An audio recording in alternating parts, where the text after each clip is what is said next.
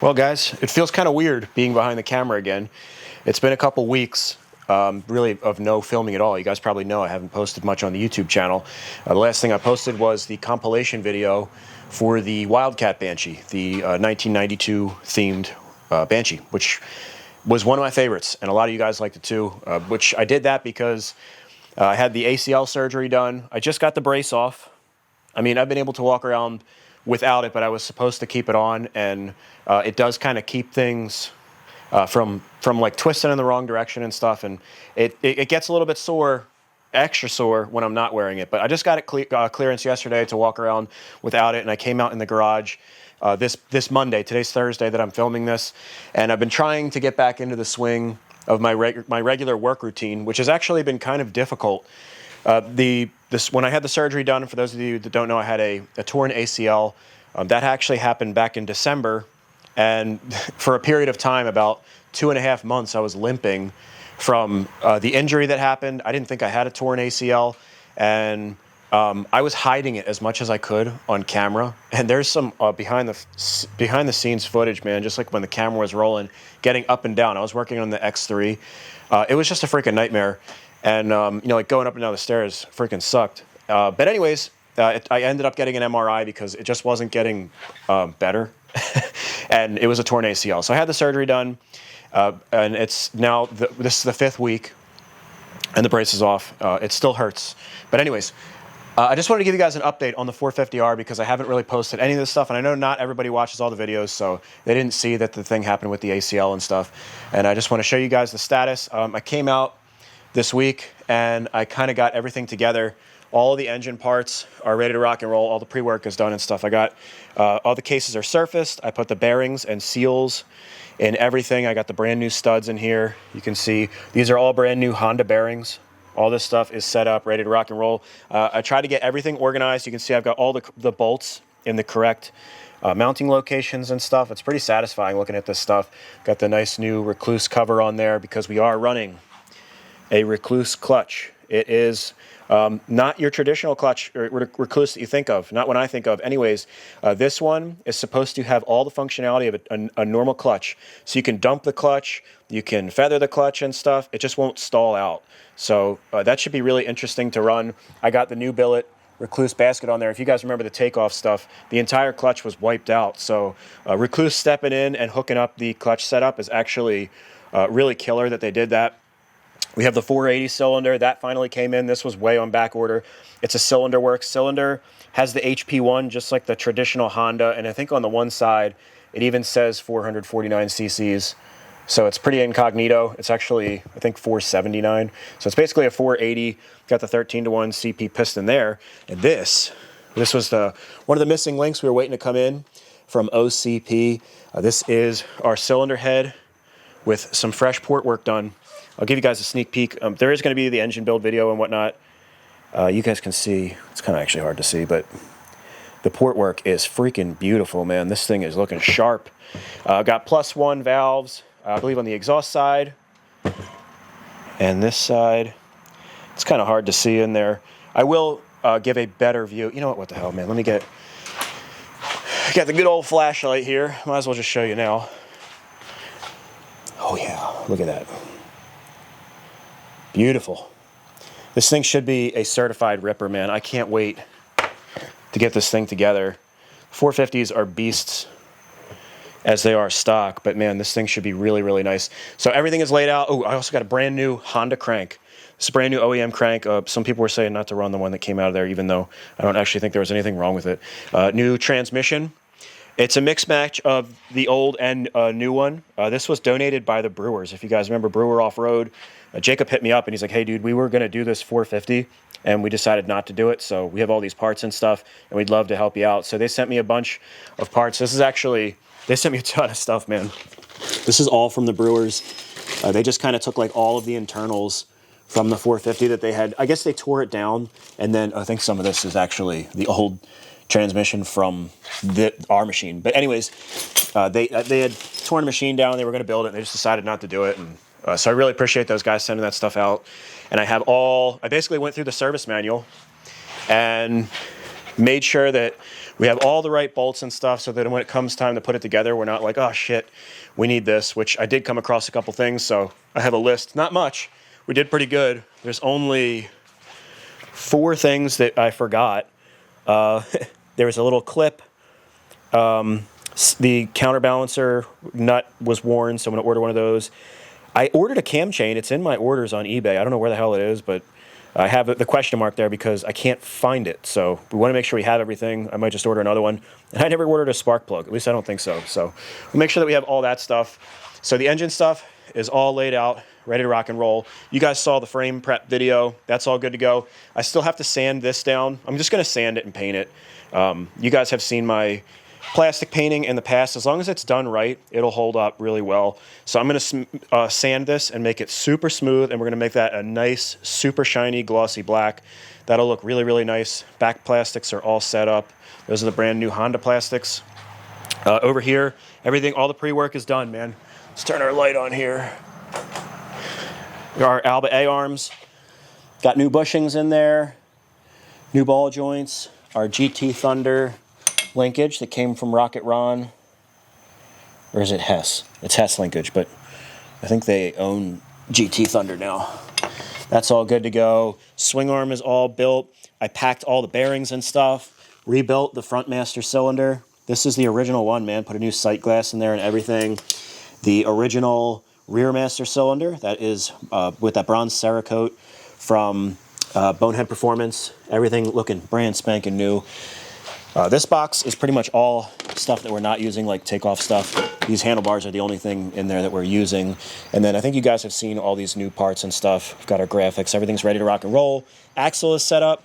And here's our steering stem. This was the missing link, man. I got a rock from Motorsport. It's basically like a tusk. I had one of these on the Banshee, and I think I have one on the ASPCA Raptor. Now, the one on the Banshee, I thoroughly tested.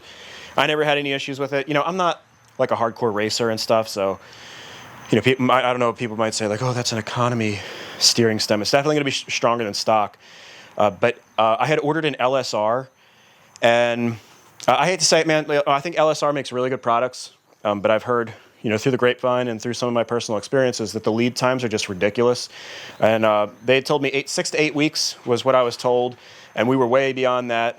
Contacted them directly, and they told me they weren't going to make it until like expected to be made in early September.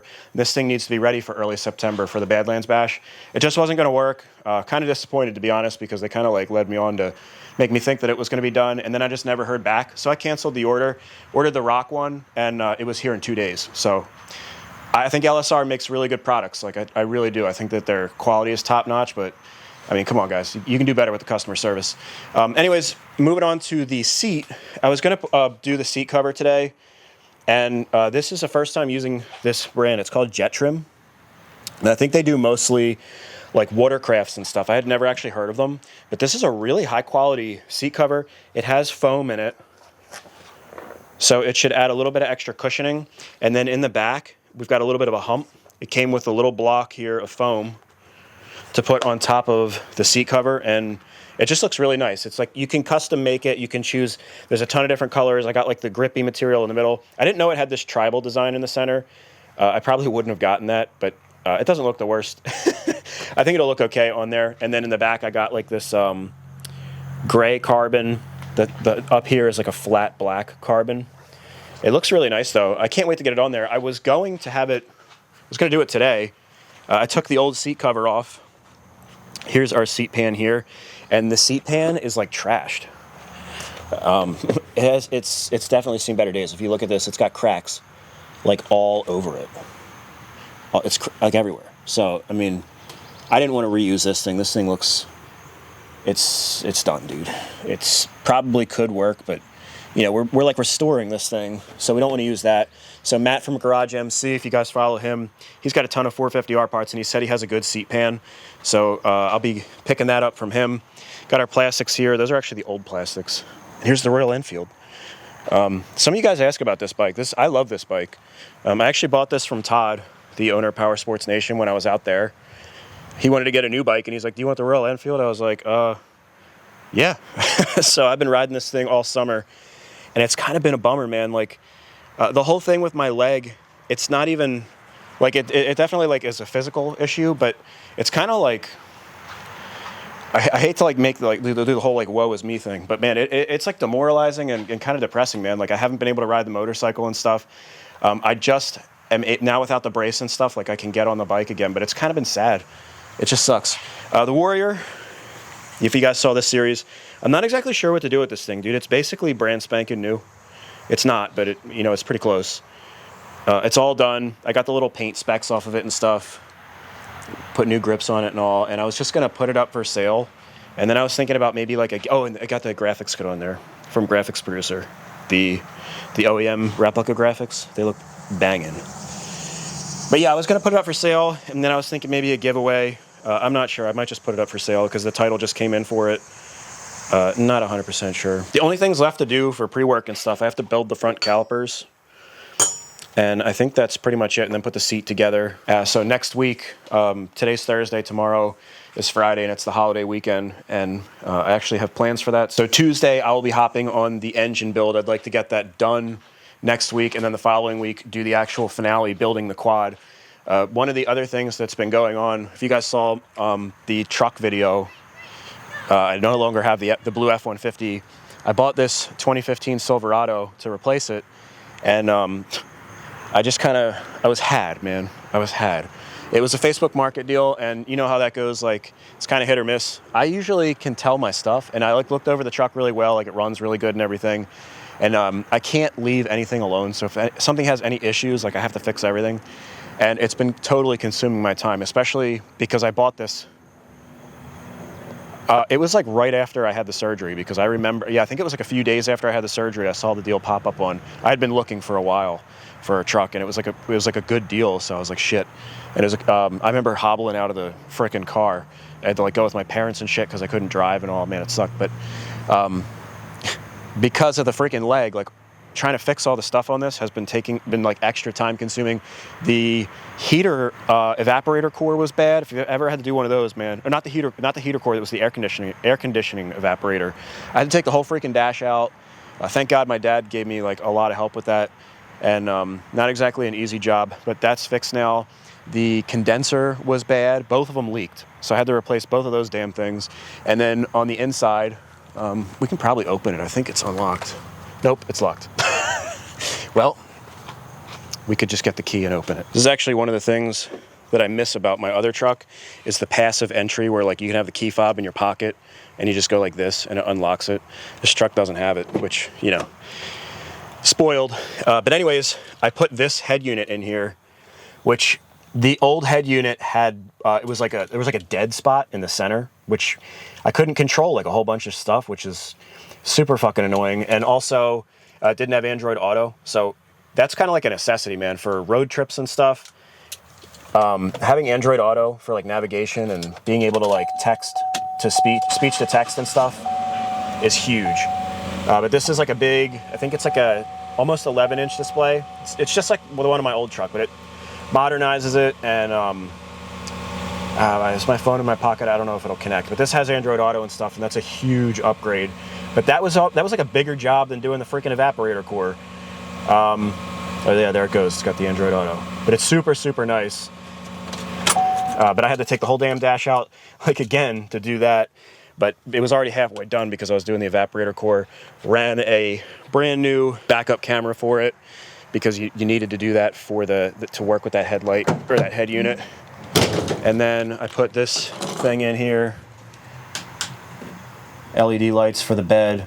Just stuff that like I actually use when I go on trips and stuff, because my truck is basically my office when I do any kind of road trips with, you know, when I go out to Badlands and stuff, and it needs to be reliable, because if the truck's not working, then I can't tow my stuff out to places like Badlands or wherever I'm going with, you know, ATV shows and whatever it is that I'm doing. But that consumed a shitload of time, and I probably could have done it a lot faster if my freaking leg wasn't a wreck. And I'm still dealing with a freaking evaporator issue. I have the check engine light on, and just chasing that damn thing down. I think I have it figured out. I have a sensor coming in the mail tomorrow, and I think that'll be the very last problem that this damn thing has, man.